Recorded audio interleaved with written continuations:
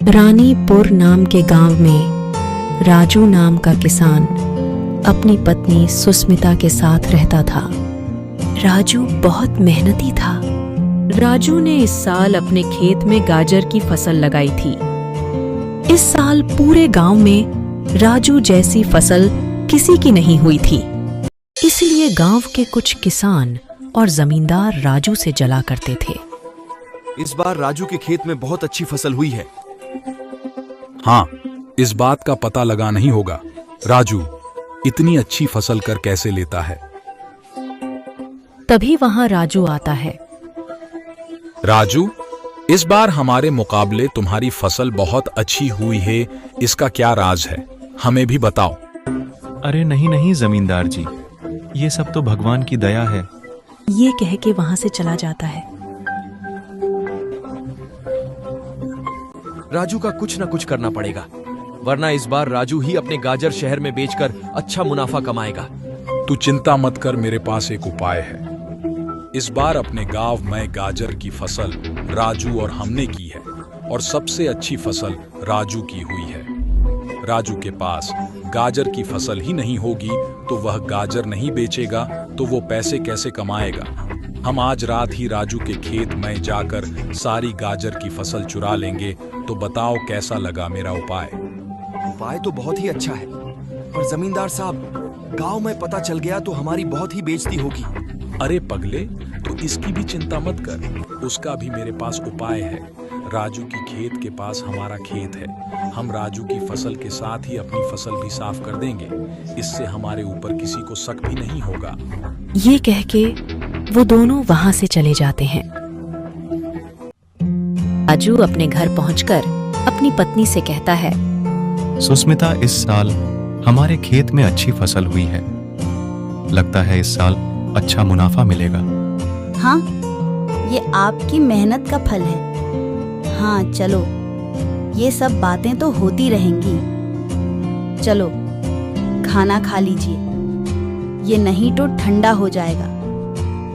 फिर राजू खाना खाने बैठता है।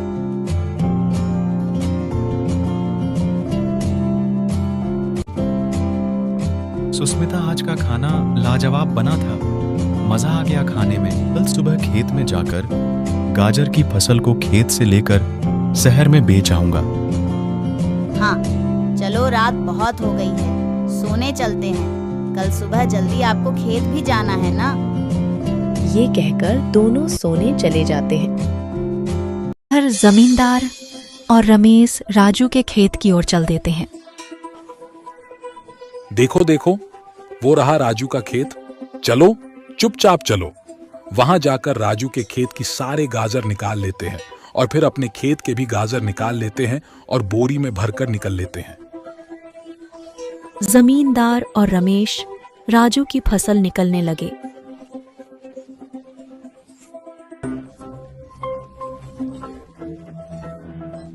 कुछ देर बाद जमींदार और रमेश सारे खेत के गाजर निकाल देते हैं। चलो चलो रमेश, यहां से जल्दी चलो, नहीं तो कोई देख लेगा।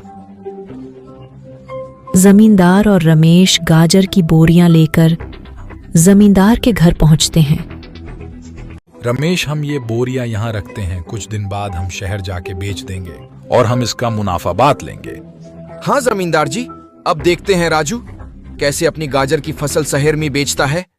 सुबह जब राजू अपने खेत में गाजर की फसल लेने जाता है, तब वह देखता है उसके खेत में तो गाजर ही नहीं है। वह बहुत परेशान होता है। वह घर जाकर अपनी पत्नी से कहता है, हमारे खेत के सारे गाजर चोरी हो गए सुस्मिता। ये क्या कह रहे हैं आप? हाँ सही सुना तुमने। तो इसमें जरूर जमींदार और रमेश का हाथ होगा। हाँ, पता है इसमें जमींदार और रमेश का हाथ है, पर हम कुछ नहीं कर सकते क्योंकि किसी को शक ना हो। उस तरह जमींदार ने उसके खेत के गाजर भी चुरा लिए। कह के दोनों दुखी होने लगे। थोड़े दिनों के बाद जमींदार सारे गाजर शहर में बेच आता है और अच्छा पैसा कमाता है। इतने सारे पैसे देखकर जमींदार के मन में लालच आ जाती है और वो रमेश को बुला के बहुत कम पैसे देता है। ये क्या जमींदार जी, इतने कम पैसे? हमारे बीच तो आधे पैसे की बात हुई थी। हाँ, तुमने कहा कुछ किया ही है, उपाय भी मेरा था, इसलिए तुम्हें इतना कम पैसा दे रहा हूँ। ये गलत बात है जमींदार जी, अच्छा नहीं होगा। क्या कर लोगे तुम? जो करना है वो कर लो। फिर रमेश गुस्सा होकर वो पैसे लेके चला जाता है। फिर वो सोचता है कि इस जमींदार को सबक सीखाना ही होगा। फिर वो राजू की घर की ओर चला जाता है। रमेश राजू को जमींदार ने जो पैसे दिए थे वो देके कहता है, राजू भाई मुझे माफ कर दो, मैंने और जमींदार ने आपके गाजर चुराए थे। ये कह के उसके साथ जो हुआ वो सब बताता है। तुमने अपनी गलती मान ली, इसलिए मैं तुम्हें माफ कर रहा हूं। अब हम दोनों मिलकर जमींदार को मजा चखाएंगे। इतना कह के वो दोनों पुलिस स्टेशन की ओर चल देते हैं और सारी बात पुलिस को बताते हैं। और थोड़ी ही देर में पुलिस वाले जमींदार को जेल में डाल देते हैं। बाद में जमींदार ने जो किया उस पे जमींदार को पछतावा होता है।